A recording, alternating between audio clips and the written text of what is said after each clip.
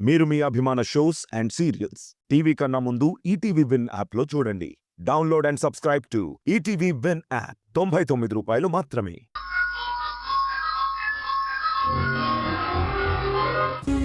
రేయేష్, పిల్లలు ఫోన్ చేస్తే నువ్వు లిఫ్ట్ చేయట్లేదంట. ఫోన్ చేసింది పిల్లలా? అవునరా, వాళ్ళ పుట్టినరోజు నాడు నీతో కలిసి డిన్నర్ చేద్దాం అనుకున్నారట. నువ్వేమో కనీసం వాళ్ళకి చెప్పకుండా వచ్చేసావు. ఇదిగో మాట్లాడు. రేయ్, అక్కడ గొడవ విషయాలు పిల్లల దగ్గర ప్రస్తావించుకో. ఈ మాట సింధు చెప్పిందా? లేదురా, నేనే చెప్తున్నాను. ఎవరి దగ్గర ఏం మాట్లాడాలో ఎలా మాట్లాడాలో ఆ సింధుకు తెలియకపోవచ్చు నాన్న. నాకు బాగా తెలుసు.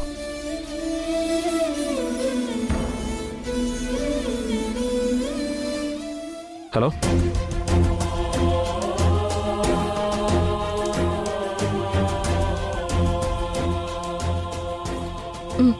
మీ నాన్నతో మాట్లాడండి. నాన్న, చెప్పు సిసి. నాన్న, మాకు చెప్పకుండా ఎందుకు వెళ్ళిపోయావు?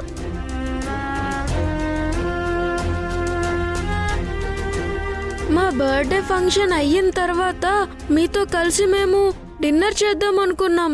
తెలుసా నాన్న మీకు?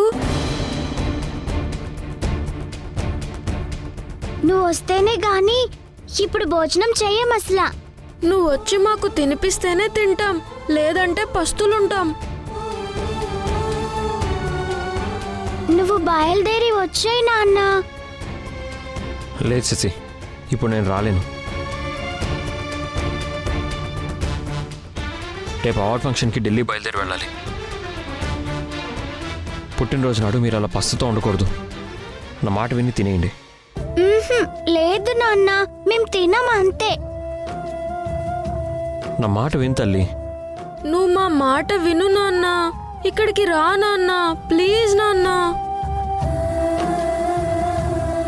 వచ్చేయి నాన్న, ప్లీజ్ నాన్న. నువ్వు, నేను, రిషి, అమ్మ అందరం కలిసి భోజనం చేద్దాం నాన్న. ప్లీజ్ నాన్న. నువ్వు వస్తున్నావు అంతే అసలా. అరే, నేను కుదరదు రాలేదని చెప్తుంటే వినరేంటి? పసివాడి చూస్తుందా బదులే రాని గతం, మగవాడై నిన్న మోస్తుందా ఎదుటే ఉన్న నిజం, జరిగినదా కలవరం, దొరికినదా ప్రియవరం, కనుతడిగా కరిగినదా ఎలగదిలో సమరం. ఏది మనదనుకుంటా, ఏది కాదనుకుంటా, లేని తలరాతని వెతికే మనసుకు ఏమని చెబుతా, ఎంత కని దిగిపోతా, ఎంత కని అమ్మా, నాన్న అరిచాడు. మమకారాన్నడిగి ఎంతని పరుగులు పెడతా.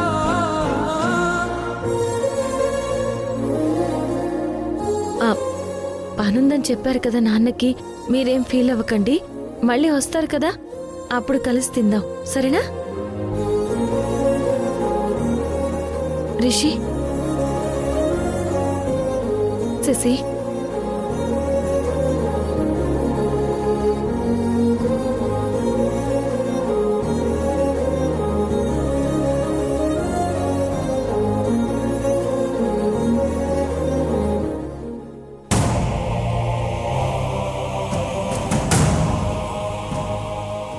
హాయ్ ప్రవీణ్.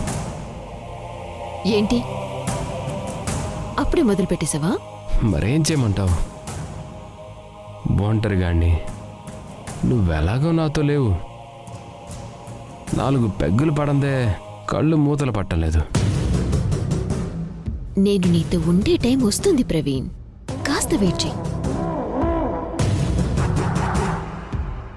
ఒక ఇంపార్టెంట్ విషయం నీతో మాట్లాడదామని వచ్చాను. నీకేదైనా ఇంపార్టెంట్ అయితేనే కదా నేను గుర్తొచ్చేది. చెప్పేంటో. అవార్డు తీసుకోవటానికి యష్ ఢిల్లీ వెళ్తున్నాడు. అక్కడ జర్నలిస్ట్ మోహన్ యష్ని ఖచ్చితంగా కలుస్తాడు. మనం ప్రాజెక్ట్ స్టార్ట్ చేస్తున్నామని అనౌన్స్ చేసిన ఆ గవర్నమెంట్ ల్యాండ్ గురించి అన్ని లూప్ హోల్స్ ఆ యష్కి చెప్పేస్తాడు. అప్పుడు మన ప్లాన్ అంతా బయటపడిపోతుంది. మనం దొరికిపోతాం. మళ్ళీ మళ్ళీ చెప్తున్నాను ప్రవీణ్, యష్ ఢిల్లీ వెళ్లకుండా నువ్వు ఎలాగైనా సరే ఆపాలి.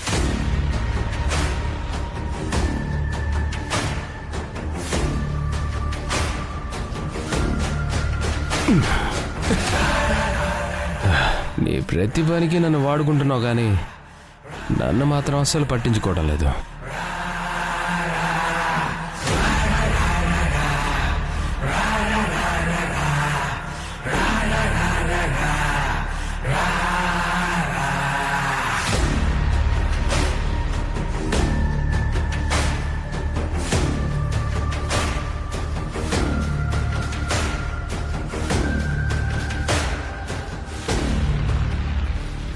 తీసుకో తీసుకో.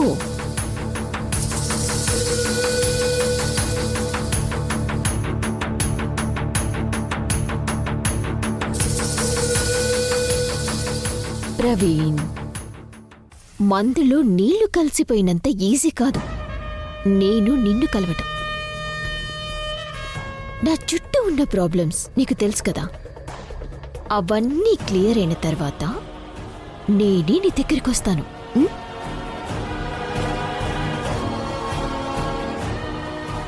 అది కాదు మధు.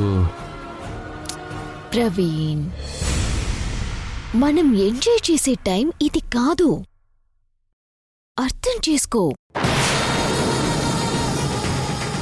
తీసుకో తీసుకో.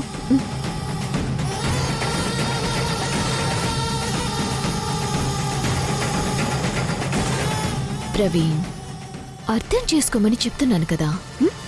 ఓకే మధు, చెప్పావు కదా, యష్ సంగతి నేను చూసుకుంటాను. సరే, నేను బయలుదేరుతాను. Bye.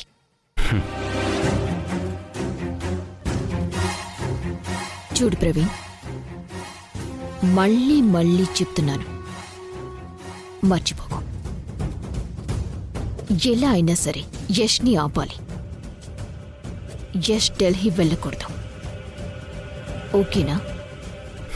Okay Madhu. Bye Praveen.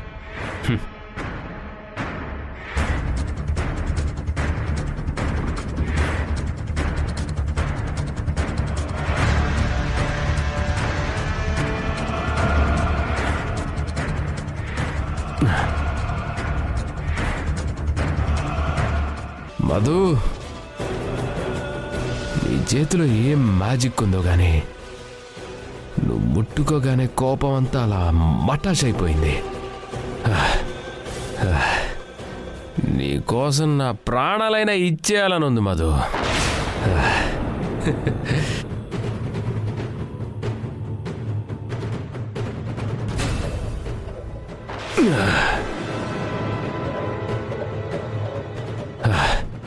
Yash Delhi వెళ్లకుండా ఉండటం కోసం ఏమైనా చేస్తాను. ఆ యష్ గడి కోసం కాదు, నీ కోసం, నా ప్రేమ కోసం.